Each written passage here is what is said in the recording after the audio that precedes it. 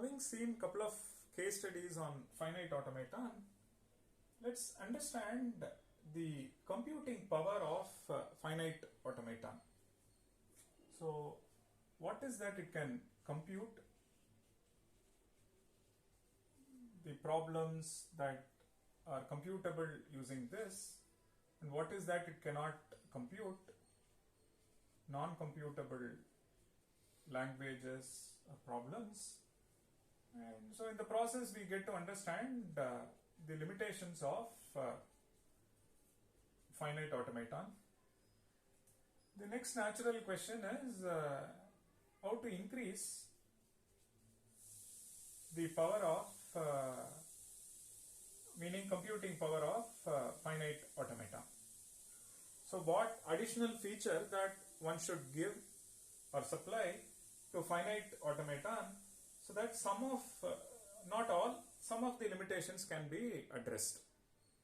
Something that cannot be computed by finite automaton, with this additional power you can compute. Even with that new mission there will be some limitations, and again we start increasing its power. So like that we start looking at for a computational model, what is that it can compute, what is that it cannot compute, its limitations and so on. Okay. Now we have seen case studies such as strings over 0, 1 containing 0, 1 ending with 0, 1. Similarly, one can construct an automaton saying beginning with 0, 1 and so on. And one can ask for other patterns, for example containing 0, 1, 0 or ending with 1, 1, 0, it begins with 1 and so on. So in general you say strings satisfying some property P. Okay. So some property. But even properties such as say a number of zeros is even and number of ones is say multiple of 5. And these things are also properties. So you are interested in looking at set of all strings over 0, 1 such that number of zeros is even. In a separate question you ask for number of ones is multiple of 5. Or in the same question you can ask for number of zeros is even and number of ones is multiple of 5. Or, and we have seen how to construct automatons. Given that there is an automaton corresponding to L1, there is an automaton corresponding to L2, we looked at things like union and intersection and set complement. And we set minus, and we also looked at given L1 how to compute L1 complement. But to some extent, if you see, almost most of the problems are addressed if the pattern is something like this. So our larger message is this. So pattern is something like 0, 1, 0, 1, 0, 1, 1, 0, 1, 1, 1 and so on. If it is a simple pattern, something like this, so set of all strings containing a pattern P. So set of all strings containing or beginning or ending some pattern P. This can be constructed, this can be answered using finite automaton. But if you ask for some condition like number of zeros is even, number of ones is multiple of 5, and this kind of property that involves some computation, not all questions can be answered. For example, so strings over 0, 1 such that number of zeros is same as number of ones. So now can we construct an automaton for this? Can FA exist?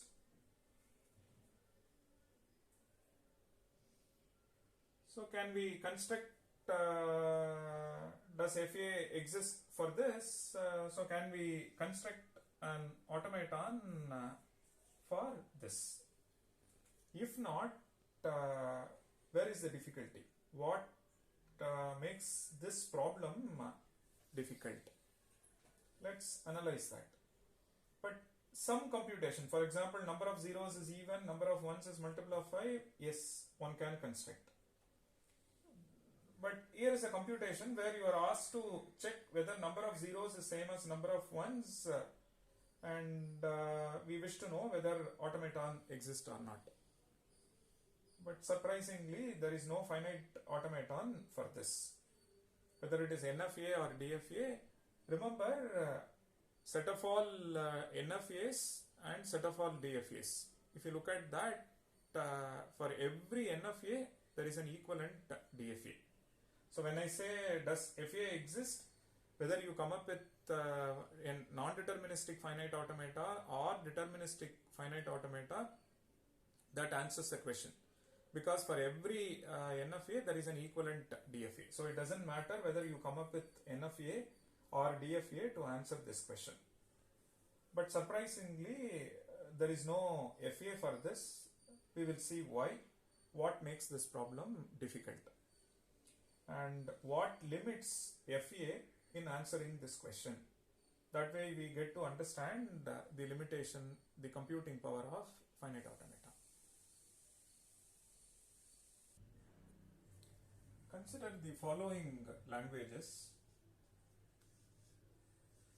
It is 0 power n, 1 power n, n greater than or equal to 1. Meaning, if you look at the language, it consists of strings of the form 0, 1, 0, 0, 1, 1, 0, 0, 1, 1, and so on. And look at this language, 1 power n, 0 power n, n greater than or equal to 1. Well, it is similar to this. So if you look at this, this will have 1, 0, 1, 1, 0, 0, and so on. So look at this language, 0 power n, 1 power m, such that n comma m is greater than or equal to 1. So if you look at this language, this will have n and m, they are some integers. So 0, 1, 0, 0, 1, 1, 1, 1, 1, 0, 0, 0, 0, 1, and things like that. There is no relation between n and m. N is some integer, m is some integer. So you can have any number of zeros, at least one should be there, and any number of ones, at least one should be there. Look at this language. This says 0 power n, say 1 power say m, and we say m is between n and 2n. So now we are relating n and m. We have given some constraint. So we say, if you look at the language, it will have something like say 2 zeros. Then number of ones, if you look at it, it should be between 2 and 4. So this is a valid string, or this is a valid string, this is a valid string, and so on. Similarly, if you look at say 3 zeros, then you can have so this many ones, something like this. So the number of zeros is between number of ones is between 3 and 6. Now like this one can ask many questions. For example, 0 and 1, you start relating this through some function. Here is a function that relates n and m. And one can even say, look at L5, 0 power n, 1 power m, such that m equals n square. And L6 is 0 power n, 1 power m, such that m equals n factorial, and so on. So the idea is this. It is set of strings over 0, 1. On one side, we have seen questions where it has a pattern in it. That pattern could be a substring, contains, or it could be at the beginning, or it could be at the end. That is one set of questions that finite automaton can answer. The other set of questions that finite automaton can answer has some computing in it. Even the pattern matching has a computing in it. I am saying some arithmetic in it, meaning number of zeros is multiple of 3 and the number of ones is multiple of 7, and or there is a relation between zeros and ones. For example, I have listed 6 questions. There are many. And in each of them, if you see, some constraint is there. This says zeros and ones must be same, and but it is always 0 followed by 1. A generalized question is what we have seen little before. Let me call that one as say L7. That is set of all strings x such that x belongs to 0, 1 star, and number of zeros in x is same as number of ones in x. So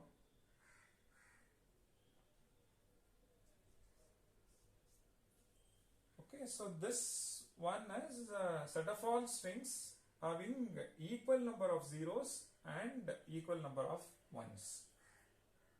And if you look at this, this will have L7 will have 0, 1, 1, 0, 0, 1, 0, 1, and things like that.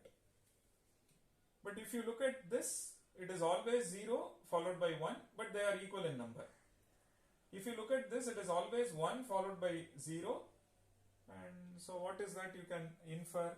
You see that L1 is a subset of L7 and L2 is a subset of L7, correct? So now a generalized question is L7, set of all strings in which the number of zeros and number of ones are one and the same. And if you look at L1 and L2, they are specific, meaning it is always 0 followed by 1, but they are equal in number. This one says it is 1 followed by 0, they are equal in number. So these two are subset of L7.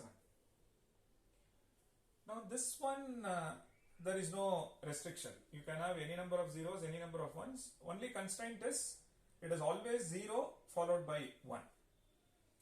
But this one, there are some relation. M should be between n and 2n, and m must be a perfect square, and m is n factorial, and so on. Now can these computations be done by finite automaton or not? So how does finite automaton kind of remember these computations or perform this computation? When we say containing 0, 1, ending with 0, 1, the states are helping us. When we move from one state to another state, we actually perform a computation. For example, so far we have seen 0, and so far we have seen 0, 1, and so far we have seen all that begins with 0, 1. Now I can accept anything from 0 plus 1 star. So when we move from one state to another state, we actually implicitly perform some computation. The states remember the computation, and moving from one state to another state actually performs the computation implicitly. Now, keeping that in mind, can we design an automaton for L1, L2, L3 and so on? If not, then we should analyze why are we unable to design an automaton, and when we move from one state to another state, what computations that the machine can do, what is that the machine cannot do, what all machine can remember, and what is that it cannot remember, all that we shall see.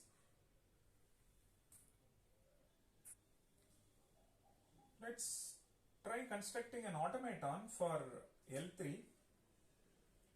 So what it says is read any number of zeros. So I stay in Q0 and start reading this. But before you go to 1,